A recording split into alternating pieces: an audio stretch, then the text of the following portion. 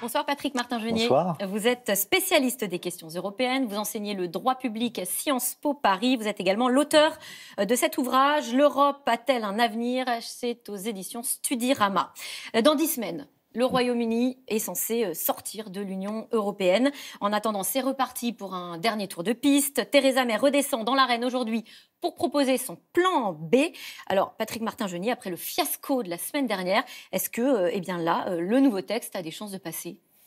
D'abord, c'est un véritable fiasco qu'elle a connu la semaine dernière. 432 voix contre, 202 pour. Rejeté massivement. Massivement, et 118 députés du Parti conservateur, c'est-à-dire qu'au sein même de son parti, il y a une rébellion très importante. C'est inédit, pratiquement, dans l'histoire britannique. Donc elle redescend dans l'arène, vous dites certes, mais elle y redescend très fragilisée et elle n'a aucune certitude sur ce que son plan B pourrait apporter. D'ailleurs, on ne sait même pas ce qu'il y aura dans son plan B. Oui, quels ont été les changements ? Sur quoi elle va devoir faire des concessions ou faire des propositions ? Le problème essentiel, c'est la frontière irlandaise. C'est ça qui bloque finalement, qui bloque des deux côtés. Alors elle a dit qu'elle était prête éventuellement à faire un effort. De quel type d'effort s'agit-il ? Est-ce que c'est une limitation dans le temps de ce fameux filet de sécurité ? Donc elle va entendre les parlementaires. Oui, la question c'est pas de retour, autant que faire se peut, à une frontière physique entre l'Irlande du Nord et la République d'Irlande. On va le voir sur la carte. Voilà, c'est exactement ça. Il ne faut pas de frontière physique. Ça fait 20 ans qu'on a fait la paix en Irlande du Nord, les fameux accords de Vendredi Saint, qui sont extrêmement fragiles. On vient de le voir ce dernier week-end. Alors justement, je vous coupe là-dessus, puisque vous faites allusion à l'explosion d'une voiture piégée à Londonderry ce week-end, donc en Irlande du Nord. Aujourd'hui encore, la police est en état d'alerte. Est-ce que ça veut dire que ça risque de raviver les tensions aussi? Mais c'est absolument cela, en effet. C'est-à-dire que les Irlandais qui ont toujours rêvé d'une sorte de réunification des deux Irlandes, ont peur de voir le processus repartir. Et aujourd'hui, il faut savoir que l'armée républicaine irlandaise, qui avait mis un terme à la violence provisoirement, on assiste aujourd'hui à un regain de violence de la part d'une branche dissidente et qui, effectivement, relance la guerre sur le terrain de la réunification des deux Irlandes, parce qu'il y a deux causes. D'abord, il n'y a pas de gouvernement régional depuis 1 an en Irlande, il faut le savoir. Et d'autre part, ils sont extrêmement divisés par rapport au Brexit.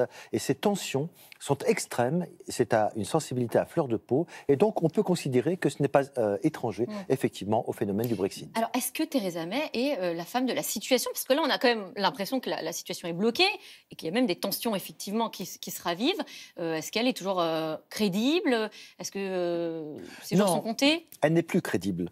Mais il n'y a personne pour la remplacer aujourd'hui. On l'a bien vu d'ailleurs avec la motion de défiance qui n'est pas passée. La motion de défiance n'est pas passée, elle subit revers politique sur revers politique, mais il n'y a personne pour continuer le job, comme elle dit. Par conséquent, elle est là, elle est présente, mais elle est extrêmement fragilisée. Et une chose est certaine, c'est qu'elle n'a plus aujourd'hui l'autorité politique, ni sur son parti politique, ni sur le Parlement. Et on voit bien qu'aujourd'hui, on assiste à une crise, c'est-à-dire à une translation du pouvoir du gouvernement vers le Parlement. C'est lui, en réalité, qui va décider et qui est le maître de jeu dans le Brexit. Alors, est-ce que l'option d'un Brexit dur, d'un no deal, est toujours une option réaliste ? Parce qu'on voit bien quand même que là, c'est la grande question. C'est la grande question. Personne n'en veut, en réalité. Oui. Tout le monde veut un accord, mais personne n'est d'accord sur l'accord de Theresa May. C'est ça la difficulté, notamment sur la frontière irlandaise. Et la semaine dernière, le Parlement britannique a voté une résolution massivement en disant qu'on ne pouvait pas sortir sans accord. Mais il faut continuer à négocier, et c'est pour ça que Theresa May, cet après-midi au Parlement, a fait un geste en faveur du Parlement, en disant qu'elle allait retourner à Bruxelles pour éventuellement avoir des assurances complémentaires. Et elle a lancé un appel aux parlementaires en disant « Je vais vous écouter un peu plus, dites-moi ce que vous voulez », ce qui montre bien l'état de faiblesse du gouvernement. Elle a promis d'être un peu plus souple. Alors, mais ça veut dire quoi, être plus souple ? On ne sait pas ce que ça veut dire être plus souple, parce qu'elle ne veut pas de référendum, elle ne veut pas de second référendum, elle ne veut pas retarder l'échéance, ce que les Britanniques appellent l'extension de l'article 50, elle ne veut pas retarder l'échéance non plus. Du 29 mars. Du 29 mars, donc en réalité... Elle veut l'accord qu'elle avait trouvé avec l'Union européenne. Et on ne voit pas bien en quoi, d'ailleurs, on a mis 2 ans à négocier très laborieusement un accord, le fameux plan A, un plan B en quelques jours, c'est impossible. Vous parliez du second référendum. C'est vrai que c'est quand même une option de plus en plus évoquée. 170 patrons britanniques viennent même de signer une lettre commune qui demande justement un second référendum.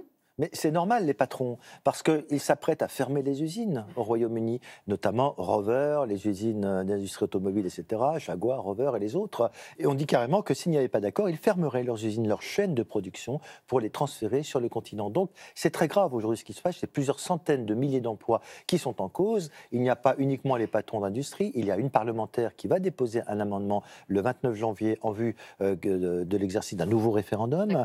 Et enfin, d'autres des anciens premiers ministres, des personnalités politiques comme John Major ou Tony Blair réclament en effet un second référendum comme étant la seule solution politique pour permettre de sortir par le haut de ce conflit. Est-ce que ce serait une solution politique en même temps? Parce qu'on se dit, si c'est un second référendum, mais dont les avis sont finalement assez peu tranchés, c'est-à-dire 2, 3, 4, 5%, oui ou non, est-ce que c'est pas à nouveau remettre une pièce dans la machine de la polémique? Oui, mais c'est vrai que ce référendum a été fait avec des arguments parfaitement mensongers et maintenant la population, les électeurs s'en aperçoivent. Outre le fait que le corps électoral a fondamentalement changé depuis 2 ans, puisqu'il y a environ 2 millions de jeunes électeurs qui se sont inscrits sur les listes électorales, et vous pensez bien que ces jeunes qui vont faire Erasmus, qui veulent faire leurs études sur le continent, eh bien, on pourrait emporter également la conviction. Mais vous avez raison, il y a encore une contradiction, parce que les Anglais sont toujours dans une contradiction. Aujourd'hui, un sondage qui est paru vendredi dernier montre que 53% des électeurs sont contre l'organisation d'un nouveau référendum. Donc nous ne sommes pas plus avancés aujourd'hui. Et alors la possibilité de juste repousser cette date de sortie, qui est donc normalement le 29 mars, est-ce que ça, c'est crédible? Alors Theresa May n'en veut absolument pas du tout, n'en veut pas. Et l'Union européenne en veut-elle aussi? L'Union européenne a fait un geste, oui. L'Union européenne, qu'il s'agisse de M. Juncker, le président de la Commission européenne, qu'il s'agisse également de Tusk, le président du Conseil européen, ont demandé, effectivement, ont offert la possibilité d'avoir un report de 3 mois. Et si quelqu'un doit le décider, parce que Theresa May finalement n'est d'accord sur rien du tout, elle ne veut rien céder, c'est le Parlement qui prendra l'initiative et qui pourrait, par une une résolution, demander le report de cette échéance au mois de juillet dans un premier temps. Alors, quoi qu'il en soit, le Brexit, qu'il soit dur ou doux ou repoussé, va avoir à terme des conséquences. Elle a déjà commencé d'ailleurs à avoir des conséquences dans la vie de milliers de Français. Ceux qui vivent au Royaume-Uni vont devoir régulariser leur situation. Je crois qu'officiellement, c'est possible de faire la demande à partir d'aujourd'hui. Très concrètement, comment ça se passe? Il faut demander un droit de résidence, c'est ça? Oui, écoutez, s'il y a un accord, il n'y aura pas de difficulté. Ils pourront obtenir le droit de séjourner. Mais ça sera prévu dans l'accord? Ce sera prévu dans l'accord politique, tel qu'il a d'ailleurs été rédigé au mois de décembre au Conseil européen. S'il n'y a pas d'accord, eh bien, comme tous les ressortissants étrangers, les Français devront solliciter un titre de séjour auprès des autorités britanniques de la même façon qu'ils auront ou pas. Parce que les Britanniques, ça fonctionnera sur la base de la réciprocité. Les Britanniques qui seront en France en cas de non-accord devront demander un titre de séjour au-delà des 3 mois. Ce sera exactement la même chose pour les ressortissants français au Royaume-Uni. Alors, conséquence, beaucoup de ces Français, mais aussi tous les Européens qui ont fait le choix de vivre pour le moment outre-Manche, eh bien, ils sont inquiets à tel point qu'un nouveau type de maladie a vu le jour. Elle a été baptisée, cette maladie, le Brexit Anxiety, les dépressions dues au Brexit. On va voir le témoignage de Véronique. C'est ce qu'elle vit, elle. Elle est mariée à un Britannique depuis 30 ans et elle vit là-bas, justement. Je me réveille la nuit et je me fais des films. Maintenant que la date d'échéance approche, cette inquiétude devient, comment dirais-je, elle nous mange, elle nous bouffe. C'est épouvantable, franchement. Vous devez quitter le Royaume-Uni. J'ai commencé à avoir des visions, j'imaginais être déportée. Ce ne sont pas des gens qui avaient des troubles psychologiques avant. C'est la politique du gouvernement qui a eu cet impact sur eux. Alors vous, justement, vous allez rencontrer ces Français en fin de semaine au Royaume-Uni.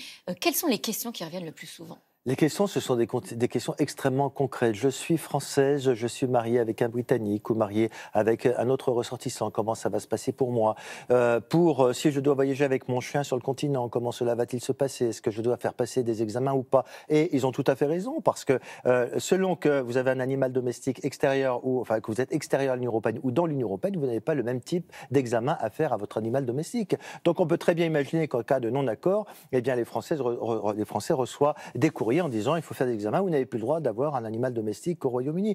Le permis de conduire, comment cela va se faire pour les jeunes qui passent leur permis de conduire, qui rentrent en France ou l'inverse, comment cela va-t-il se passer? On pourra effectivement faire des échanges de permis de conduire, ou alors les prestations sociales, la fameuse carte européenne de sécurité sociale, est-ce qu'elle sera encore en vigueur ou non? Ce sont toutes ces questions concrètes que se posent les Français. Eh bien voilà, merci Patrick Martin-Jeunier. On espère avoir les réponses dans pas trop longtemps. Merci d'être venu sur notre plateau. Tout de suite, c'est dans l'air avec Caroline Roux qui revient sur l'accueil du président de la République au château de Versailles d'une centaine de grands patrons. Objectif, vanter l'attractivité de la France à quelques jours du Forum mondial de Davos. Caroline Roux et ses invités répondent à toutes vos questions.